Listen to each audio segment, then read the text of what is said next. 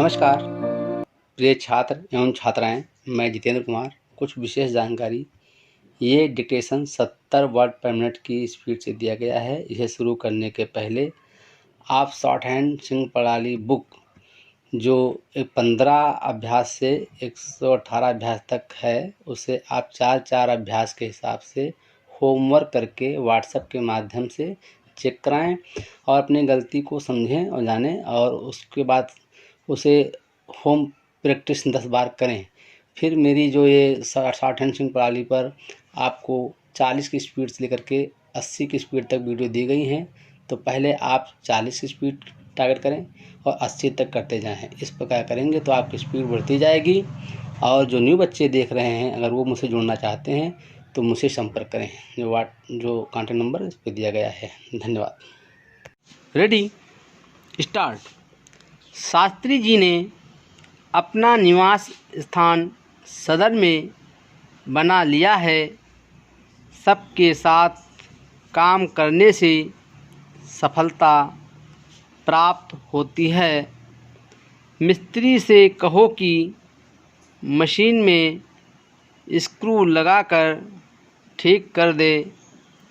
Pistol से शिकार करना बहुत मुश्किल है।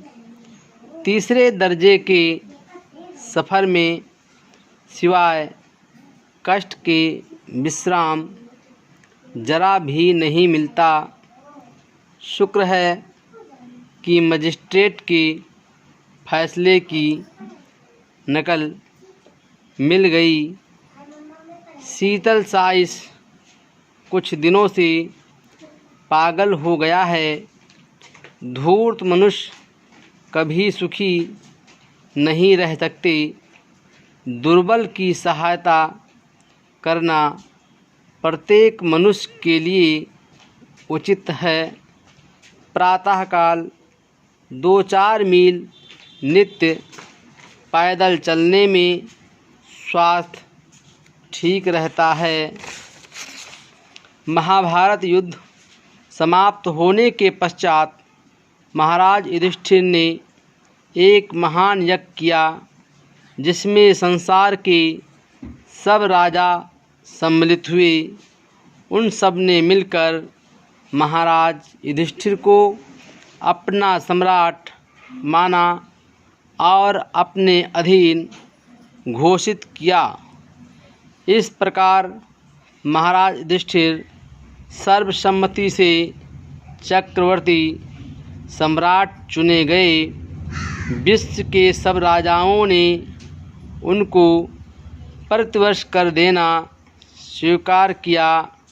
इस यज्ञ में अतुल स्वर्ण राशि ब्राह्मणों और निर्धनों को बांटी गई। सारा जनसमूह चक्रवर्ती सम्राट युधिष्ठिर और मर्यादा पुरुषोत्तम भगवान कृष्ण की जय जयकार कर रहे थे। गीता में कृष्ण जी ने अर्जुन को उपदेश दिया है। मैंने पुराण के सब अध्याय सुने हैं। इस विमान की उड़ान कितनी है? निर्धन की सहायता करना उचित है। तुमने मेरे प्रश्न का पर्याप्त उत्तर नहीं दिया। पुरुष और स्त्रियों में परस्पर आकर्षण स्वाभाविक है। प्रयाग की टीम ने अच्छे खेल का प्रदर्शन किया। दूसरे विद्यालय के लड़कों को पर्याप्त प्रशिक्षण प्राप्त नहीं हुआ। भगवान कृष्ण सुदर्शन चक्र धारण किया करते थे। नेहरू जी के भाषण बहुत लंबे हुआ करते थे। जापान की उन्नति के क्या कारण है? इस विषय पर विचार करने से यह ज्ञात होता है कि पहले उसने सारे देश में विद्या का प्रचार किया और बहुत से शिल्प विद्यालय स्थापित किए, जिनमें देश के प्रत्येक बालक को काम सीखना पड़ता था। उसकी उन्नति का दूसरा कारण यह है कि उसने अपने देश में भिन्न भिन्न प्रकार की वस्तुएं जिनकी मांग अन्य देशों विशेषकर भारत में थी बनाना आरंभ कर दिया और अन्य देशों की अपेक्षा सस्ती बेचकर बड़ा लाभ उठाया। तीसरा कारण जापान की उन्नति का ये है कि वहाँ के प्रत्येक निवासी को रण विद्या सिखाई जाती है, जिससे हर एक मनुष्य स्वस्थ, मजबूत और मेहनती होता है और आवश्यकता पड़ने पर सेना में सम्मिलित होता है। प्रत्येक देश को जिसे अपनी उन्नति की कुछ भी चिंता है, 3 बातों की ओर ध्यान देना चाहिए: शिल्प विद्या, व्यापार तथा देश निवासियों का स्वास्थ्य।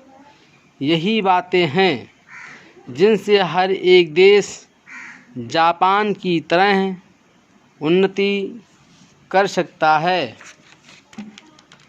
परसों मैं घर गया था।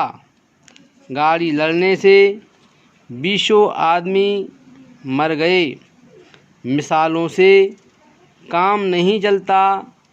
कोसों से मनुष्य गंगा स्नान करने आते हैं। वर्षा में डांस परेशान करते हैं। राजा कंस को श्री कृष्ण जी महाराज ने मारा था। इस सुनसान जंगल में किसी मनुष्य का नामो निशान तक नहीं मिलता। उसको सरसों के व्यापार में बड़ा नुकसान हुआ। आपको अपने वचन से विमुख ना होना चाहिए। उन मनुष्यों से कह दो कि अपने पैसे से टिकट मोल लें। आप लोगों ने मेरा तथा प्रतिनिधिमंडल के अन्य सदस्यों का स्वागत करने के लिए इस नगर की प्रायः सभी संस्थाओं के हस्ताक्षर कराकर और अभिनंदन पत्र देकर मान बढ़ाया है। इसके लिए मैं आप लोगों को हार्दिक धन्यवाद देता हूँ। मैं आप लोगों से परिचित होते हुए भी आप लोगों की इस प्रेरणा के लिए अधिक धन्यवाद देता हूँ कि इस प्रांत की सभी संस्थाओं ने हमें ऐसे काम के लिए आशीर्वाद दिया जो हम सब का काम है और जिसकी सफलता हम सब हृदय से चाहते हैं। जैसा कि हमारे माननीय सभापति महोदय कह चुके हैं कि इस समय में प्रत्येक सरकारी विभाग में निष्पक्ष और कर्तव्यनिष्ठ व्यक्तियों की आवश्यकता है।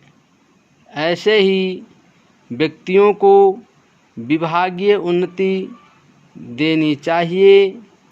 इसके अतिरिक्त हमारे सम्मुख वो भी एक बड़ी समस्या है कि भारत के एक ओर से दूसरी ओर तक हमारे जो भी कार्यालय हैं उनका सदुपयोग कैसे हो, इसके लिए मेरा प्रतिनिधिमंडल, मेरे अन्य सहयोगी कार्यकर्ता सतर्कतापूर्वक विचार कर रहे हैं और शीघ्र ही एक ऐसा कार्यक्रम आप लोगों के सामने प्रस्तुत करेंगे जिसे आप सब सहर्ष स्वीकार करेंगे।